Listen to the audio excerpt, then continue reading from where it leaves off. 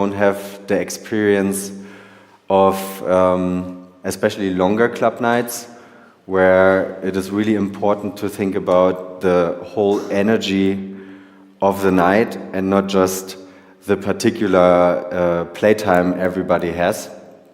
So for example, I think it's really annoying when you go to the club at midnight and the opening act is already playing in 140 BPM and very straightforward, just thinking about their own show, kind of. I think it comes from this, that, you know, you get a booking and it doesn't matter which playtime you have. It's just about, okay, now it's my time to shine, and it doesn't matter if there's already people on the dance floor or not. I will just play what I want. This is the feeling what I get from it. But what I want to show you here today is a little bit how I like to play opening sets, that it's like something where you really have to keep the energy low and that you really have to understand that you are definitely not the star of the night. You're more taking care of welcoming the people and bring the people which visit the club into the right mood, instead of just playing bangers after bangers. And yeah, that's why I thought it can be interesting for that. Are you familiar with playing ambient music as well? Some of you are interested in that? Yeah. Yes, there's like a very motivated hand in the back. So when I get, I love to get the slot for the opening, because I think it's one of the most wonderful playtimes you can have during the night. And when I get a booking, then I'm sitting down and make myself some notes.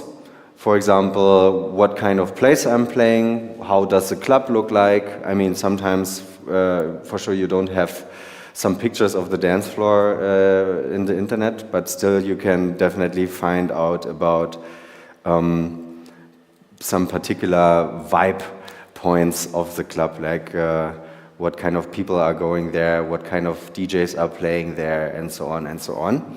And then I just sit there and create like a story, I would say. That's also something what I really miss nowadays in so many DJ sets, that hello,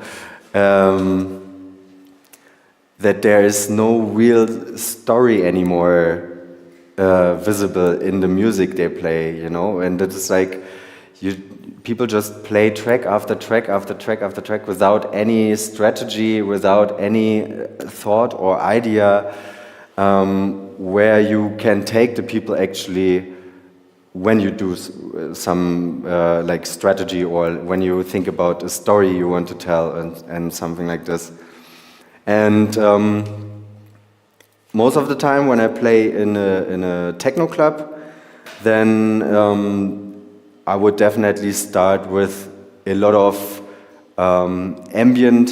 For example, when I play 4 hours, then I would just play for the first hour only ambient, like completely. And I really also don't give a fuck when people come to me and be like, hey, can you play something with a kick or so?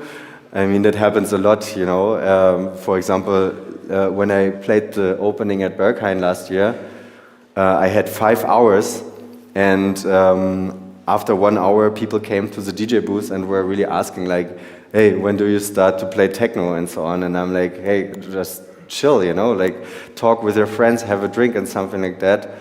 I mean, it's also the situation that the concentration range of everyone is getting less and less and less, yeah, with social media and all this kind of things. But I think it's also the mission of an artist to educate the dance floor with what you what you play. And not like I'm a big fan of DVS1, not only because of his music, but also because of what his vision about the whole scene and music is. And he said once a really, really nice thing, I don't play what you want, I play what you need. And it sounds first a little bit, you can say arrogant maybe, or a little bit selfish, but when you think a little bit more about it, it's actually exactly what DJing and going to clubs and listen to DJs was about, you know? Like you want to get surprised, you want to get like a nice experience maybe, and in your mind you want to be taken somewhere where you maybe never was, you know? And this for sure not happens when the DJ is just playing the most popular tracks, what everybody is listening right now, and just play what the people want from the artist. But I really have to say that I rather have half of the dance floor leaving the dance floor because they don't understand what I'm playing, and then hello.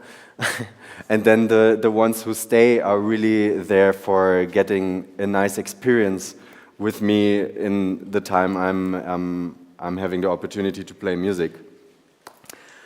Okay, but let's start for now. I think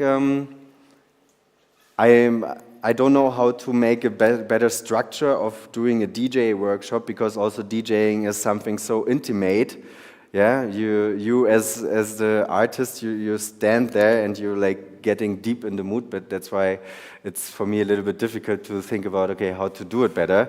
But I think I will do it just like step by step, for example, that I will show you now how I would actually open, of course, in a very, very compact and shorter way than I would do it usually in the club, but just from the tracks to show you a little vibe. So I would just play a little bit. You can see what I do there, I think, the best. And then maybe I would ask if you have questions after every step, and then we go forward to the next level of how I would create my opening set. Yeah? Let's start with some ambient.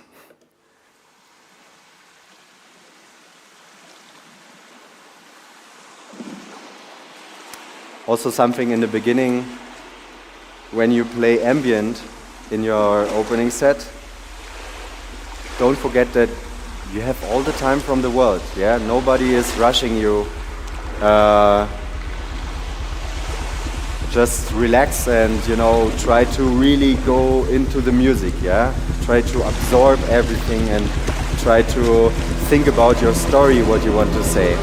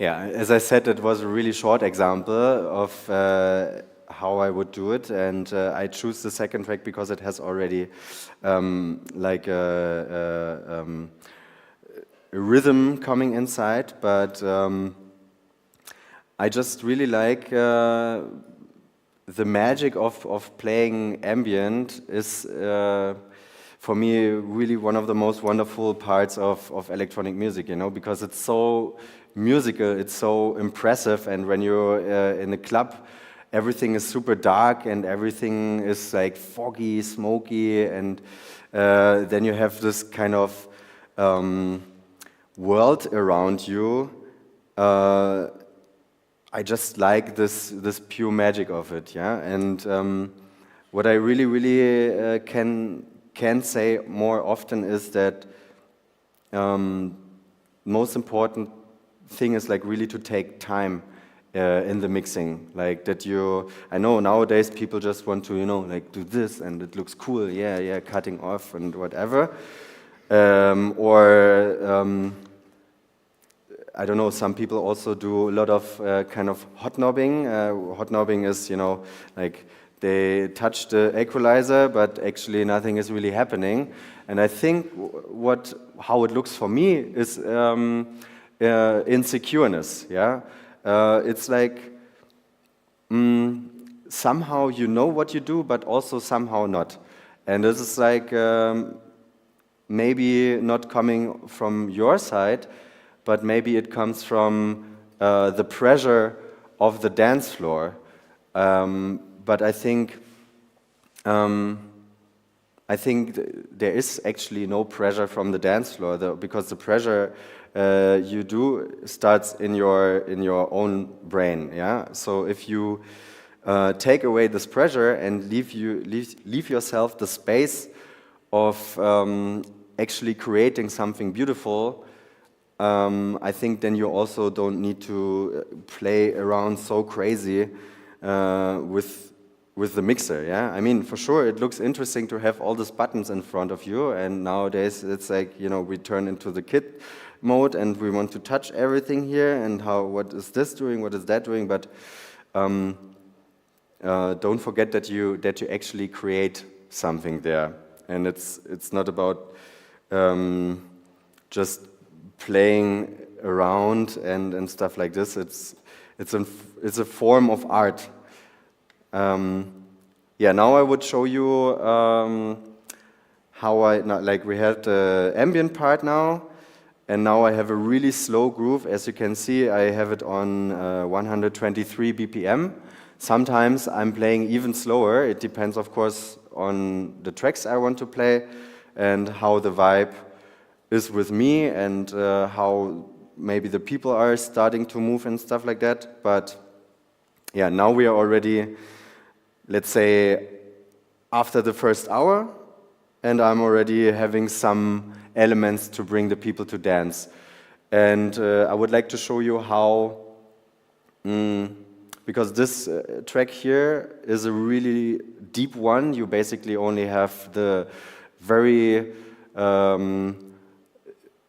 sub-loaded kick and some textures around it. And I will show you how I would bring the energy flow to the next level.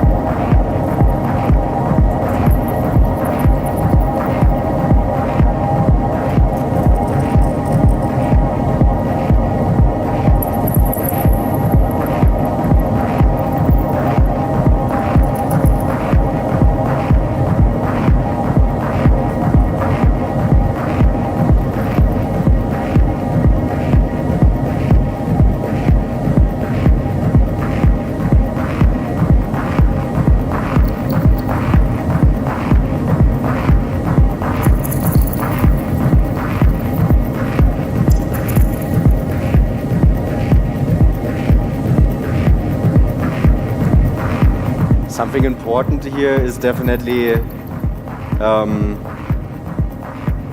you have this track running, which has basically like no percussion elements and something. So the next track has a lot of percussion already in comparison to the first one.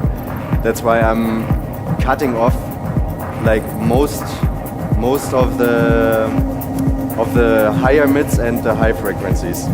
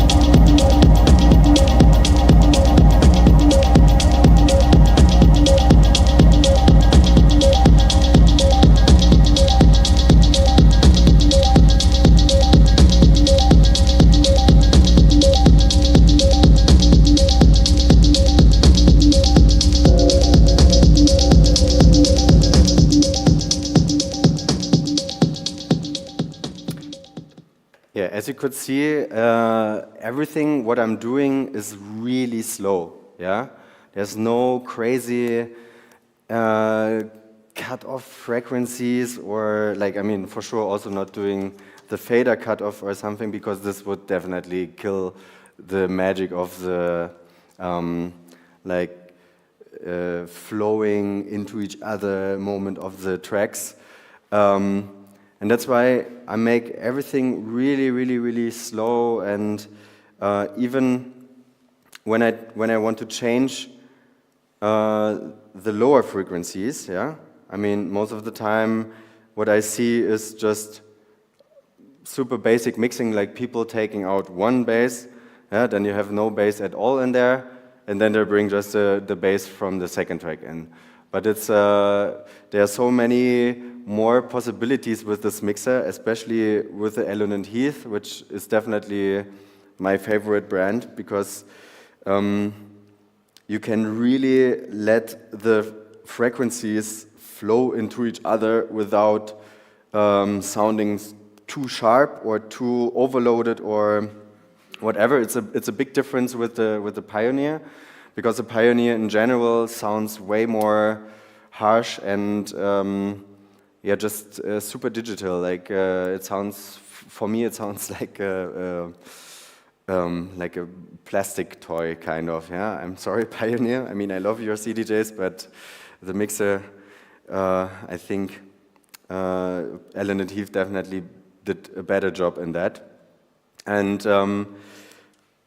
for example, when I play, I also let in lower frequencies of both of the tracks. Yeah, I mean, you can easily do that without being afraid that it sounds weird on the dance floor or something like that. Just think about it more as, you know, we have one bass line going on, and if the next track you play has maybe a different rhythm of the bass line, it just transforms into something new. Yeah, so you can actually create your own new track, so to say, with mixing all these frequencies together. Maybe I can show you a little example of it, how it sounds when you have multiple bass lines going on, and then also with this, I will just show you how I would go from the more deeper version of the music, maybe to more rhythmical and more, yeah, higher energy stuff.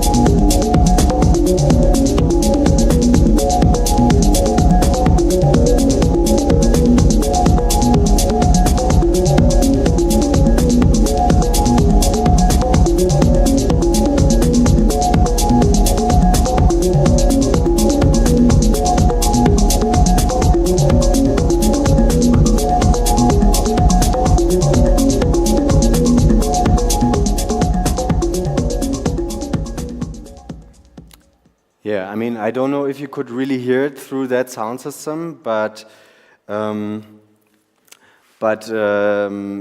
like the track which I played before I brought in the new track has more kind of like a stompy kick and not really like a rolling bass line going on. And this next track has definitely more like a groovy kind of bass line. And what I just think it's nice, you know, you can just like, okay, let's see what happens. What happens actually when I bring in the other bass line, but also still have the energy of the stompy kick before, and it just creates like a complete new experience and feeling on the dance floor. Yeah. Also, what is nice is like when you dance on the dance floor, and you have this one track running, and then there comes another track in with the bass also. It's just like, you know, the super fat effect on the dance floor when it's like, wow, okay, now it hits me, and you just go more crazy with dancing. Like the experience of the dance floor then is definitely much nicer. I think I would just you know, go a little bit ahead with what I'm creating here, and then maybe I would just ask you if you have until now some questions, and then we go to the next step of it. Yeah.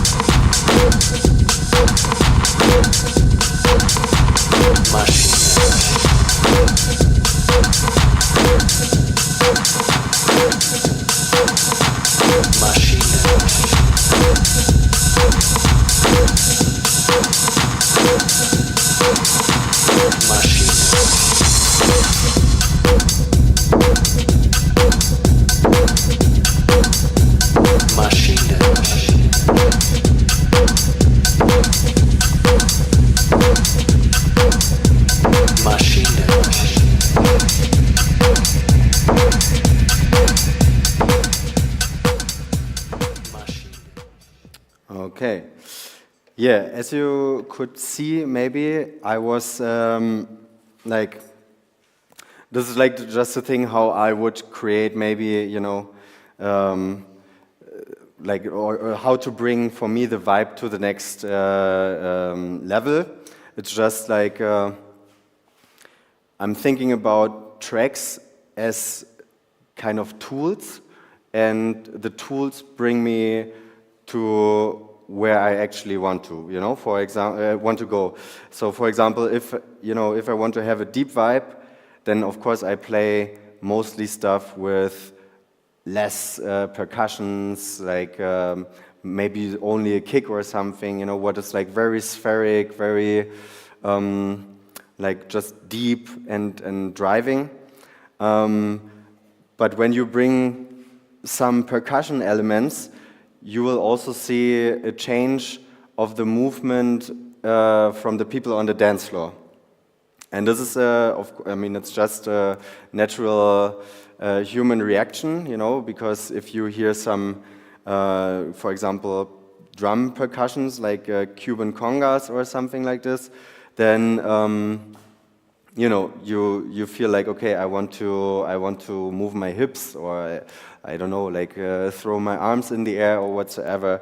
And this is what you can create as a DJ with the tools like your tracks, yeah. And my tracks are always in different kinds of folders. I mean, I have, most of the time I have folders in also the vibe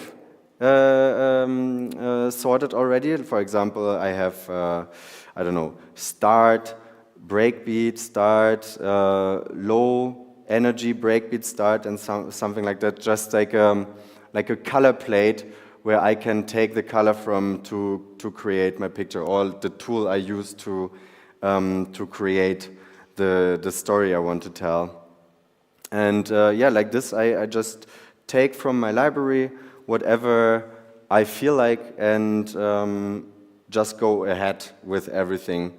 In the beginning of an opening set, I would also recommend to not go too crazy with layering. I think it's definitely enough to just concentrate on 2 decks, and then later on you can, I mean, I don't know how you play, but maybe some of you also use 3 decks or sometimes even 4 decks. But in the beginning I would definitely not go too crazy with that, because you just want to keep the energy in like a nice warm flow.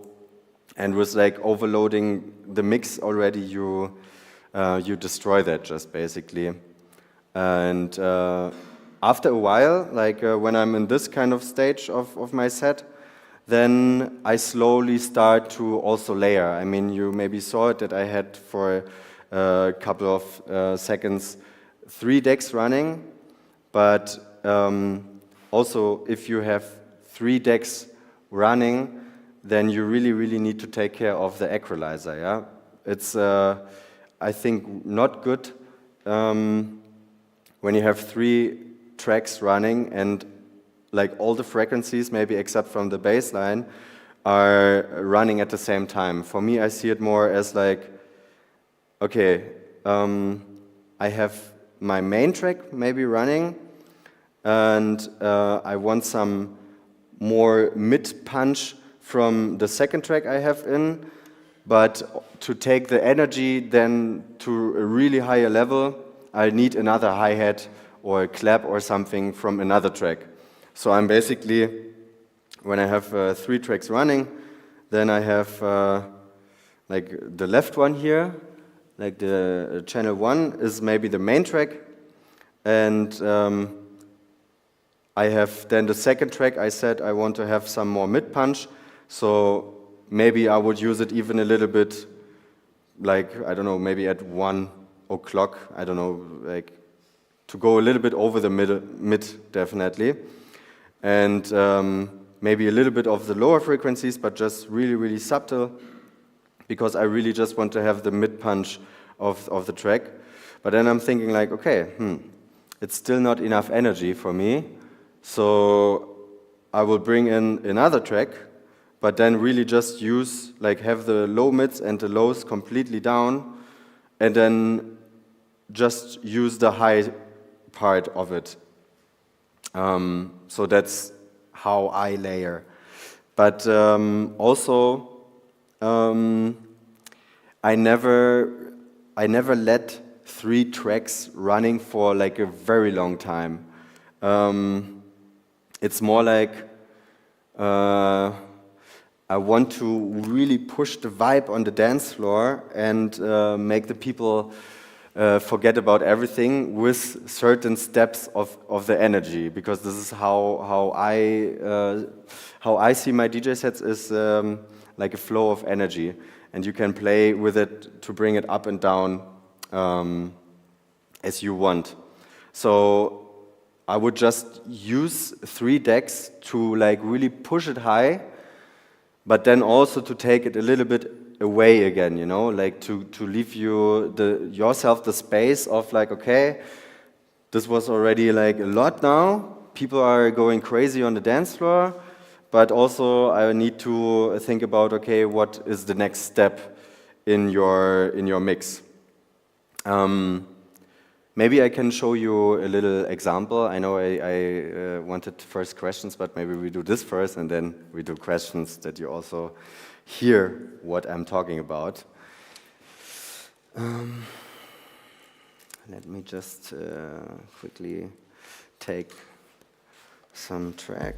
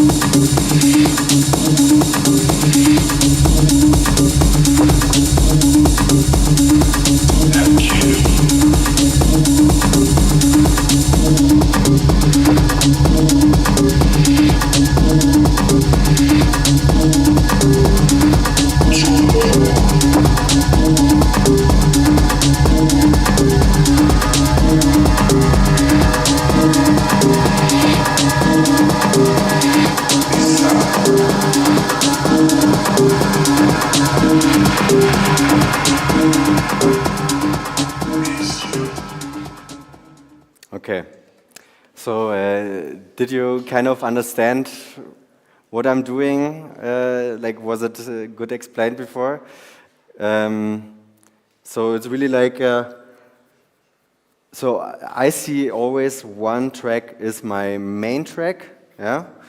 And then I'm just like switching to the next main track, kind of.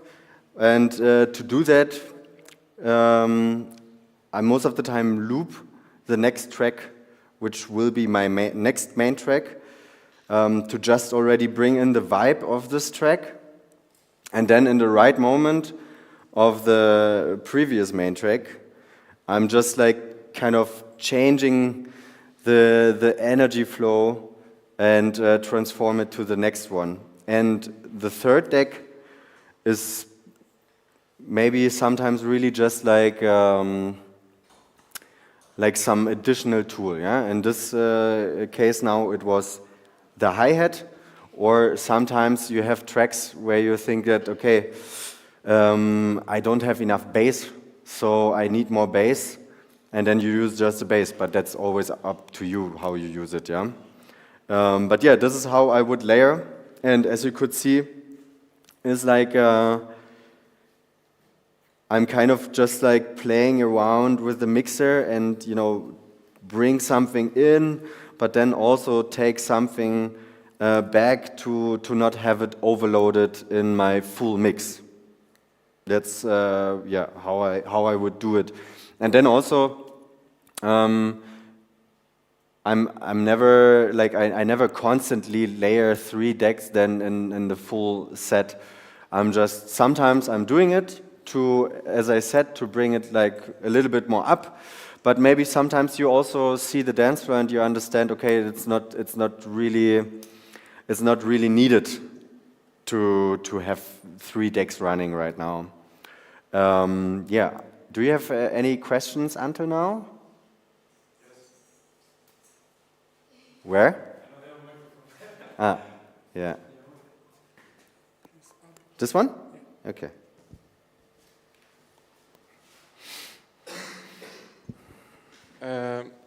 So you had a crossfader to the left.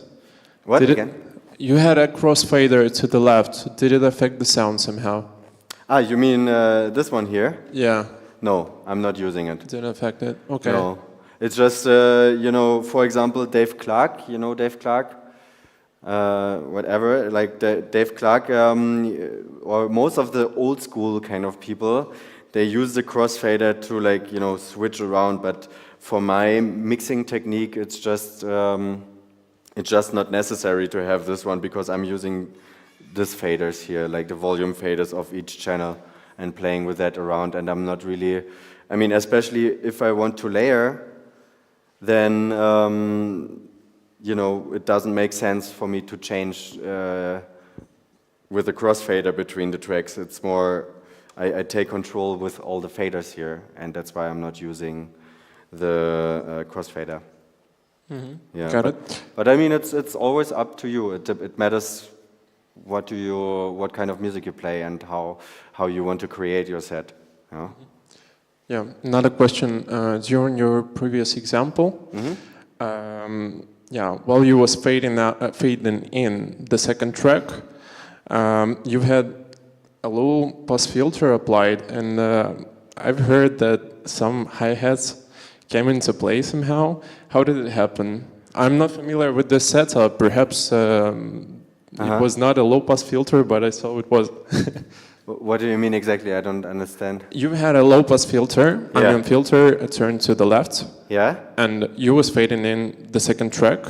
Yeah. And I've heard that some hi-hats were coming into play. I mean, into the whole vibe. You mean why I'm using the low pass filter in this moment? Or? Okay. Is it somehow you can turn it on and off, like with the, with the right button? I mean, here, look, this is the on and off button. Yeah. When it's a blue light around it, then it's on. And I'm trying to teach myself to let it all the time on, actually, because another nice thing about that is you just have the frequency of the filter on top of the bass line of the track you're playing, yeah? So if you have it on and very low, then you just have more movement in your actual bass line. I'm going to show you within track for that you understand it.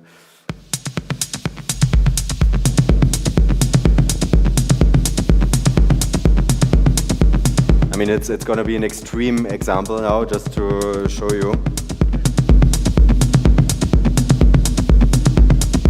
So when I leave the filter now, not completely closed, like then of course you don't have a difference. But if you have it a little bit open, just like I don't know, really tiny bit, then the bass line has more punch. So this is with and this is without. You can hear the difference? Yeah, I hear that difference, but yeah, I ask you about the buttons I see on the top, you know, near your like frequency controllers. Yeah. It's the one at the bottom. This one? No, lower.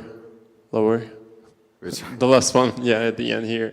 This one? I saw this one, yeah, it was turned to the left. Yeah. Isn't somehow gets activated with the button you have on the right? No, like, no. It's just okay. I'm just taking the bass out of this track. Yeah, okay, because as I said, like when I layer tracks, then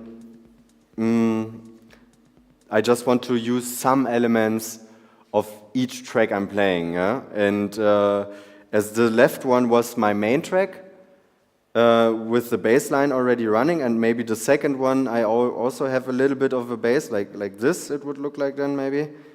So I don't want to have the action of the third track coming into the mix. I just want to use like the hi-hats of the third track. That's why I have this down. And this one, the filter I just use to.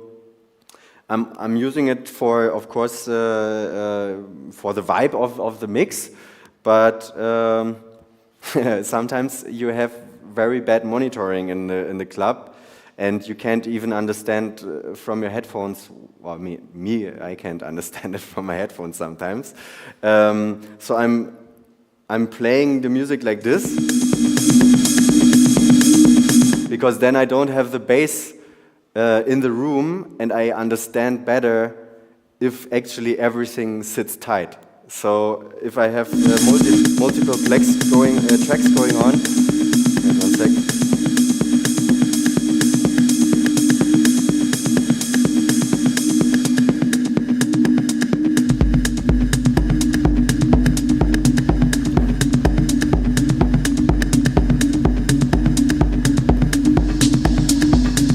Yeah, and like this, it can happen sometimes in the club that you not really understand if everything sits tight. But if I cut off the low frequencies, I just hear the high and mid frequencies, and I'm concentrating especially on the mid frequencies because this is like the mid of the kick, which is always here. And with this, I can understand better if actually everything sits tight in my mix. Yeah, because then I know, okay, do I need to beat match some tracks, and also one thing what I learned just recently from a good friend of mine, he teach me in that, is that because I was always beat matching and like do really big moves with the jog wheel, yeah. Huh? Ah, okay. Oh, sorry. And I used to do always this, you know, because especially when you layer, you get like also a little bit nervous with your feelings, and you're like, oh God, is everything tight? And then you hear, okay, it's not really sitting tight, and then you just go crazy with all the tracks in here, and you try to see the problem, but you can actually just concentrate on what is showed here, like. you know, this part. Because here you can see the master track playing. Yeah, you see here the master is still running. So it is the top row. Sorry. How do you make that switch? Just pressing it. It's touchscreen. So you can you just click it and then it changes. Yeah.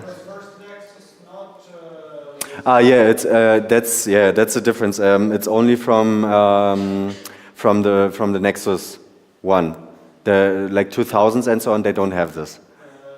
They don't have switch. Yeah, they don't have the switch. They just have one option of the view. But I mean, it's up to you what you understand better. You know, here in this view you can see. I mean, it's just counting 1, 2, 3, 4, 1, 2, 3, 4, 1, 2, 3, 4. And in this, I mean, it's also counting, but it shows you the grid of the. I mean, yeah. I mean, it's up to you what you like more, for sure. Yeah, but I think I'm always playing with this mode because for me it's better to understand the grid of the track instead of.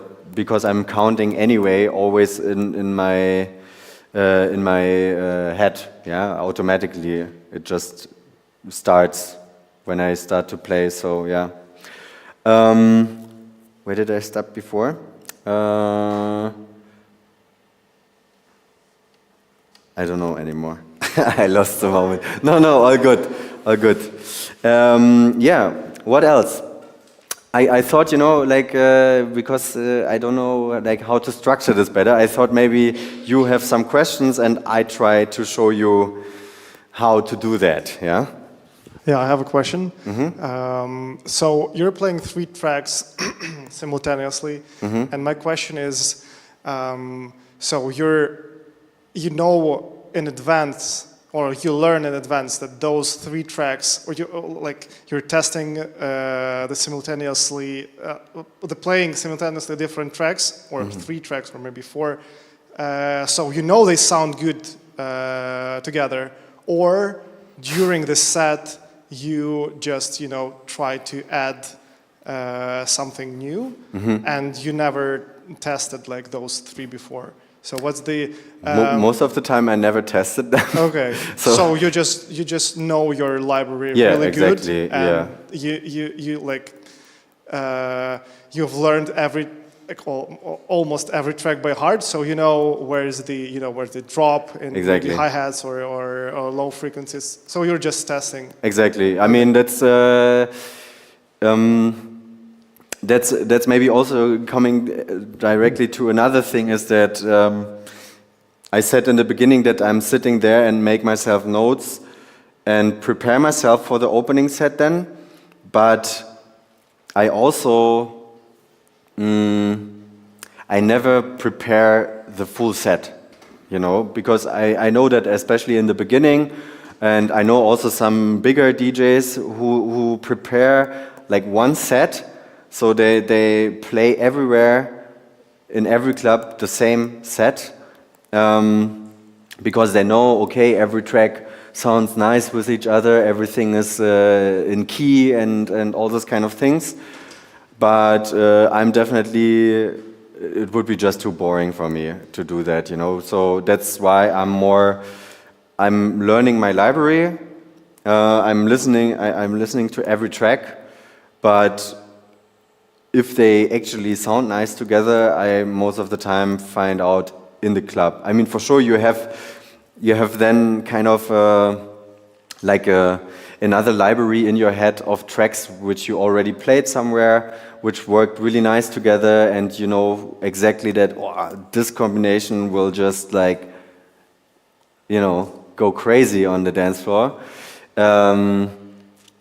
But I also like the surprise in that, because I mean, I'm playing now for 15 years, and if I would prepare everything since 15 years, I think I would not do this anymore, because it's in the end, I'm also playing for me, yeah, and not only for the crowd. I mean, for sure, when you're together in the club, you create one bubble together, yeah. But I'm playing also music because it's the biggest fun to me in my life, yeah, and I'm having the fun. But yeah, I'm never, I'm not really preparing that, like. Okay, and getting quick surprised. second question. So if you're just, testing it while you're playing, don't you feel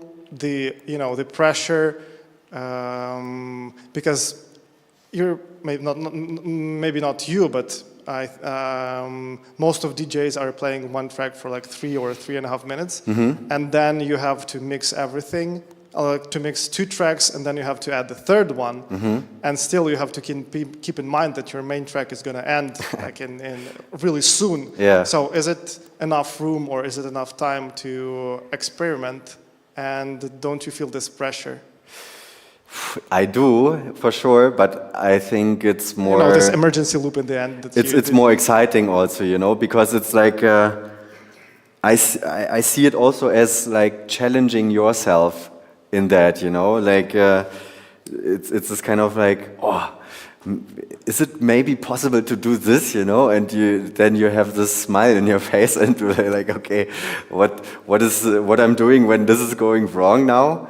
But this is something what I'm thinking then in the moment, when I really understand, okay, this combination is not really working together and it sounds muddy or just not nice together, then I'm kind of rescuing in the moment, But there's definitely a lot of pressure, but this pressure is also motivating me a lot. Like to have this exciting feeling about creating something. That's why, I think it's a nice pressure. Did it answer your question, or? Okay, yeah. Okay, another one. It's only you two now. Do you have some? I think I don't know. But do you have some samples like prepared in advance that you use in your set, maybe, or in the club, or which are utilized like helpers, Some hi-hat samples or some voice sample? No, not really. I mean, sometimes I have, I don't know, for example, some a cappella stuff, that like only voice, from, I don't know, a nice, beautiful track which I like. And there is a super nice website where you can upload the track, and then there's some AI stuff going on which separates the beat from the vocal, and then I'm using just the vocal maybe to, I don't know, if I feel like to combine it with whatever is going on in the moment, then I'm doing that. But I'm also not doing this too much. I'm more concentrating on what I already have here, yeah. But there are definitely some people who do that. But I think they do it more in the way of having an external instrument like Native Instruments machine, you know that? Yep.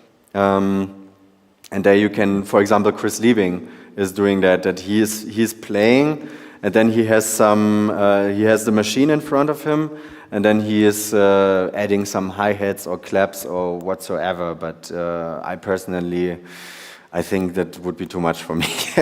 It's just my concentration would be then too far away from everything else. Yeah. Okay. Thank you. Yeah. Okay. Okay.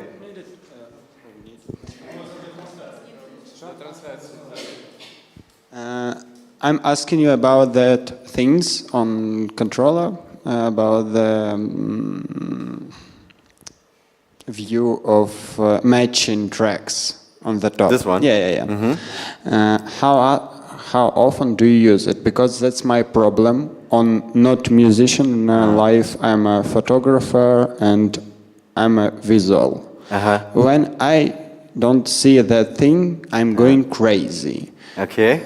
That's why I don't like vinyl, because all my brain and all my concentration is going away. Okay. I need to see something. How often do you use this thing? Only actually when I don't understand clearly what is going on, you know, when I don't like the monitoring and that the information, the sound information from everything around me, because sometimes you have also the monitor and sound system from the dance floor delay, which really confuses you because it gives you the feeling that, okay, something is not sitting right, and then I'm using that. But in general, I'm really trying to not look too much on the screens, like to really just listen. Yeah, I mean, for sure, I'm using it to like quickly set the BPM to the right tempo. Or, I mean, of course, to choose the track and stuff like that, but actually this particular part I'm using only in emergency cases, yeah. Thank you. Yeah, for sure. Any other questions, or, okay.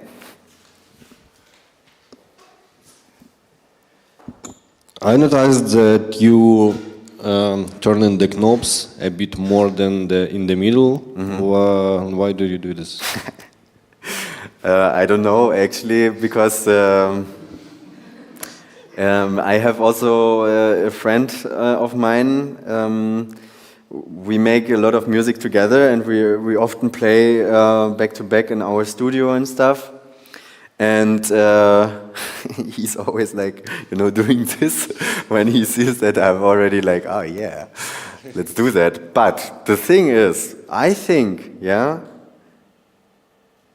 I'm in control of the mixer, so nobody is telling me how I should use it, just me. And I think, for example, if I have a track where I don't like how the mid frequency, I mean, most of the time I'm pushing the mid frequencies because I'm really just a super big fan of this when you dance and then you have this mid kick really sitting here, yeah? And this you can create with pushing the mids, that it's really like, it's like a tennis ball, you know, which is like always, and this is, I don't know, it makes me just, I don't know, really absorbing the energy, but there's no particular reason why I'm pushing that. It's like, I see it, for example, in Oscar Molero, like he is going crazy with this, yeah? I mean, he's sometimes bringing a track in, and then he has, for example, he has it like this, but then also he has the other track like this. So he's definitely balancing it out. But I think it's just like, you know, if I want to have a bit more power of a particular frequency of the track, yeah, then I'm just pushing it. And only because I know that it is here like, there's like, it locks in here in the middle, but I mean, it also goes further. So that's why I'm, you know, why not trying it out to go further and see how it sounds like this, yeah? I mean, wait, I'm showing you an example, but maybe with some other tracks this time. Let's take this one. Maybe not too fast.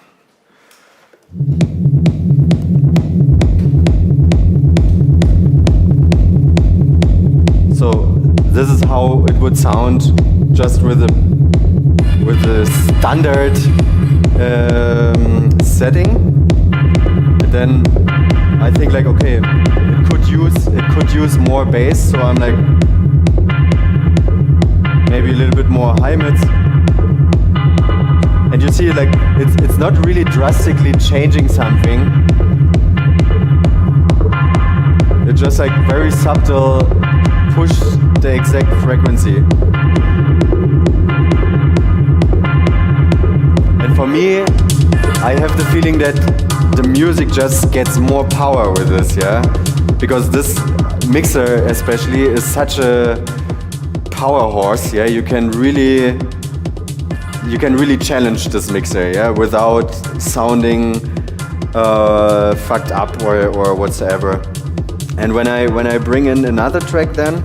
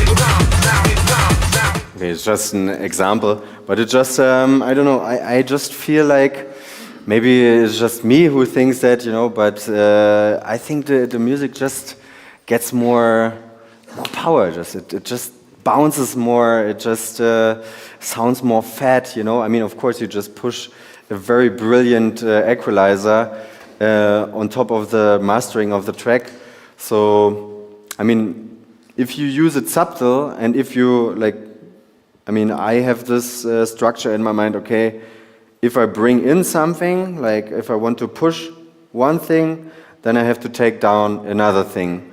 But like this, you have like a constant energy flow of the mix. But I guess you have to be careful with this because usually the sound system in the DJ booth and the sound system in the club, they differs. So from your perspective as a DJ, you kind of, okay, I need like more highs or more lows, but on another side of the DJ booth, there is too much lows or too much highs, and you're like over punching people. This kind of things you just check with turning down the monitor. This is like sometimes for example, when I play here, I kind of know the sound system because I know how it sounds, and I have a picture in my head how far I can actually push it before it sounds ridiculous. So, and if I don't know it, then I'm just taking down the volume of the monitors and try to understand what is actually going on, yeah? Or, in the worst case, you have someone coming to you and be like, that also happens sometimes.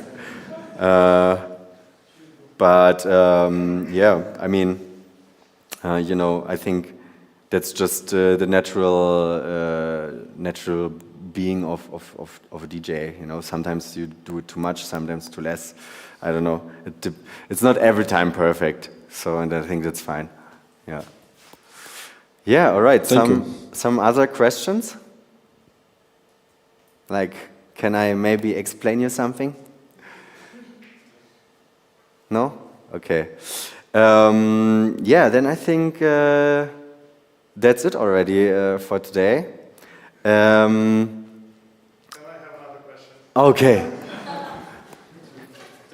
Yeah. So I was wondering about this whole experimenting issue. So can you say that now when you're Christoph Faust, you're experimenting more than when you were in Inhalt Der Nacht? Because you were playing as your past alter ego, you were playing more hard-hitting techno, and now the music is it's different from what it was. So is Was that because you just want to experiment more right now? Or is it one of the reasons then? I mean, there are multiple reasons why I wanted to stop with my previous project. It was first of all, I just didn't felt the music anymore, because it just when you play this kind of EBM influence stuff or hard techno stuff, you don't really have many options, yeah, because you play two tracks which are already super loaded with a lot of percussions and highs, and everything is super aggressive. So I would not load a third track in there. I mean, sometimes you can do that, but I mean, it sounds most of the time very ridiculous when you do that, because it's just very easy overloaded with everything. And I just got super tired of this particular style, but also then to see what is actually going on in this part of the genre where I was playing. It became more and more just like a money thing, you know, like people did music less and less out of the beauty of making music. It was more about like bigger stages, photographs, all this kind of things, and that I didn't felt any more connected to it. But also, I really missed just to play this kind of more classical style of techno, because then, yeah, you have more opportunities to experiment around in the club, and just the way how it feels to play this kind of music. It just felt like more like me again, yeah. Because before this project, I was doing this kind of music as well, with another alias of mine, and for me it was just like, yeah, okay, this picture is done. I made everything what I think is good and possible to create this project, but it just felt like, okay, it's time to move on and do something new. Yeah. Oh, thanks. Yeah, you're welcome. I have one more question. You've grown up out of your EBM stage. I'm only entering this stage, and I wanted to hear maybe some tricks and tips on how to mix two tracks which are overloaded with lots of bass, percussions, and etc. Because like I'm in my EDM era now, and I'm struggling with mixing the tracks actually a lot. Okay, I see. Yeah, I mean, I had this problem in the beginning as well, but it's just, I think you just have to concentrate on the right moment of the track, and when you mix EBM, then you also have to take care about the key. Yeah, about the keynote of the track, and then basically you can just switch. I mean, you can switch whenever you want, but the most easiest way to understand it better, I think, is just to wait until the last part starts, because this is where the main track gets less elements inside of the track. And then you can start to bring the new track in without overloading everything too much. But that's in the beginning it's very difficult to not overload it, especially in this kind of music. But I think if you concentrate on sorting your library in the right key, then you can like already relax on this, that you know that the melodies or the bass lines are fitting together, and then you can concentrate on how to mix them better. But also just give yourself time in that, you know, just, I mean, try it in the end, and then when you feel, okay, now I'm actually good in doing it like this, then you maybe, you know, you try out something new, yeah? You try to maybe mix two bass lines together slowly, maybe a little bit earlier.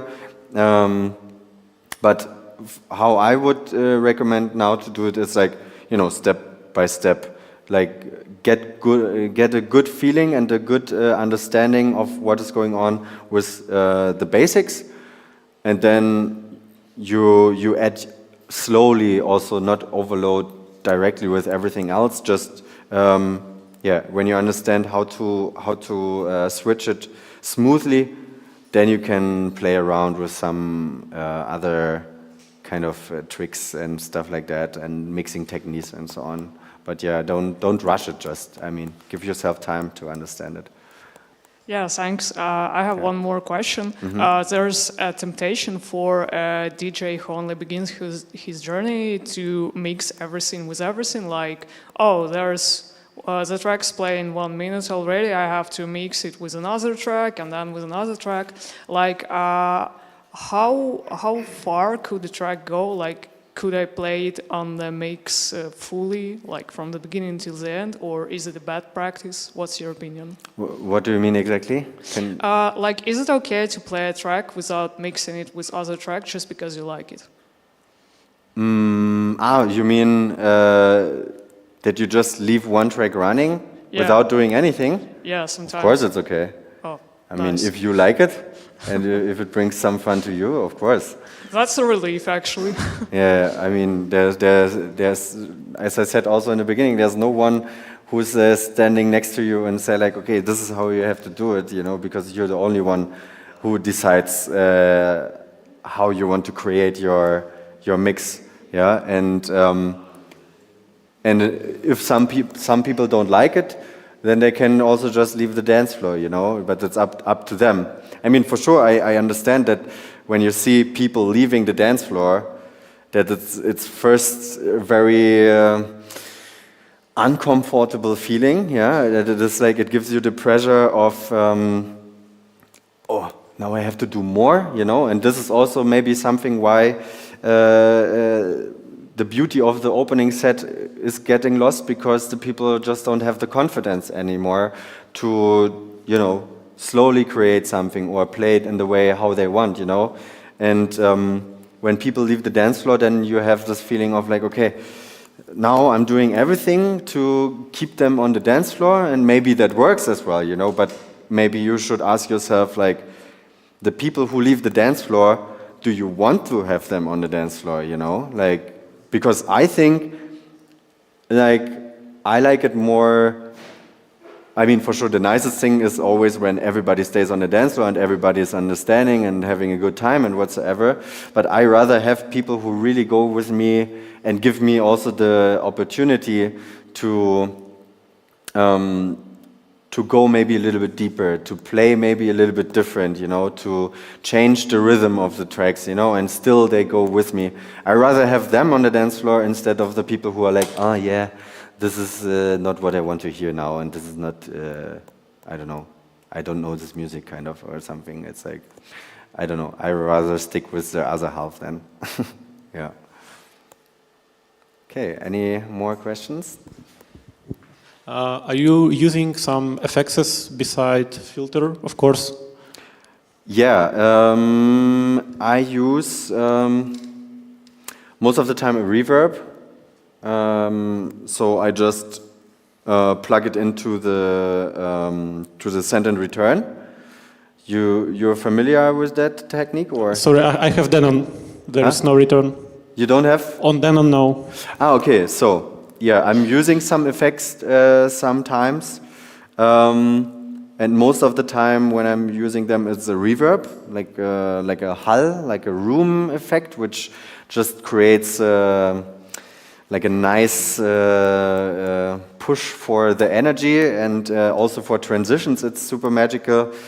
And then I connect it to the send and return of the mixer, because it gives me the possibility to control it via this buttons here. Yeah, I mean here it's kind of the dry and wet of the effect then, and then I'm just playing, and then I'm using it for transitions or for like a special vibe pusher in certain moments. Never too much, because when you have such toy next to you, I know that it is really lovely to play a lot with that, but it's only for you nice. You know, just use it smart in the end. Yeah, but sometimes I'm doing that. But also, if I don't have a reverb with me, I have a white noise track. Like it's just white noise which I created in Ableton, which is just kind of making a replica of a reverb effect then, and because I'm just bringing the noise in to create the exact same effect which I would do with a reverb, but sometimes I don't have it with me, so then I'm coming back to the white noise. Yeah. Could you show if it's not hard reverb effect when you use it? I mean, I don't have an effect with me right now, but let me check. I don't know if I have the white noise with me. Maybe the reverb? Huh? Reverb? I don't have the reverb with me, yeah. Because I didn't want to talk about effects actually today, but wait.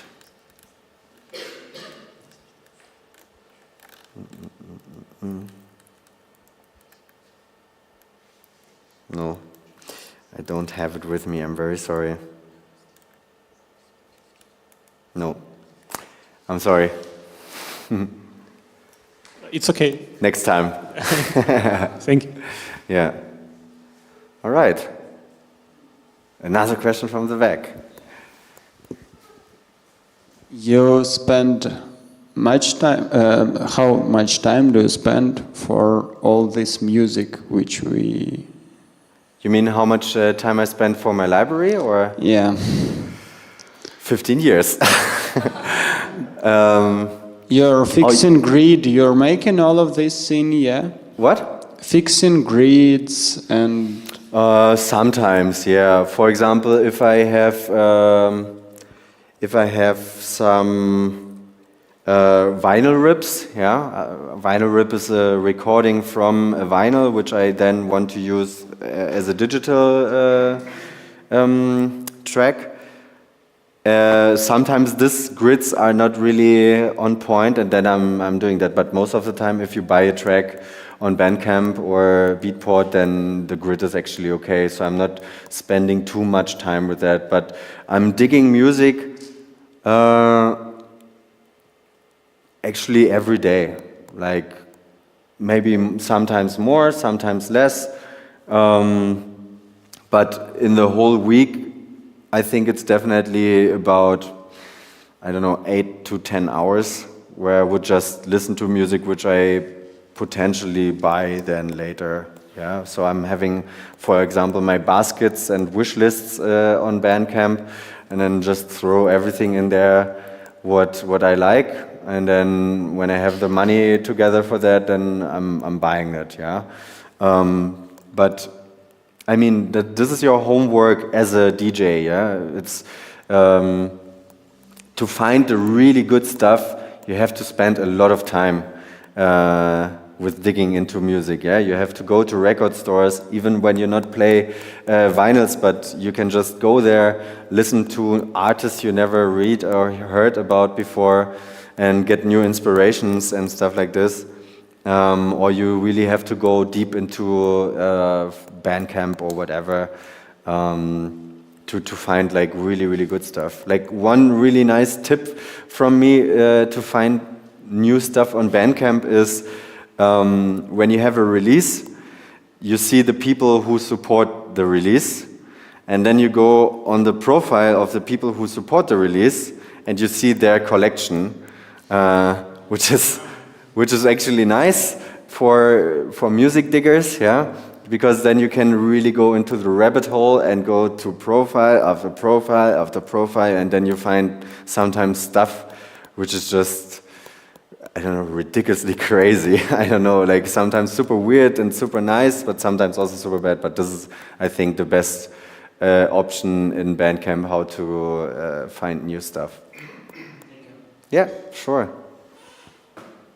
All right. Then, if there's no other question, I hope you take a little inspiration of playing opening sets and dig deep into music and really just give yourself the time to create something beautiful. And don't forget that if you play the opening of a night, it's not your mission to be the craziest star of the night and to heat up the dance floor as much as possible. It's just you are the welcomer of the guests, and you should give your guests like a warm and nice welcoming, and not just a feeling of like, okay, we have to go to the toilet now and to drink as much as possible to understand already what's going on here. Yeah. Thank you for joining.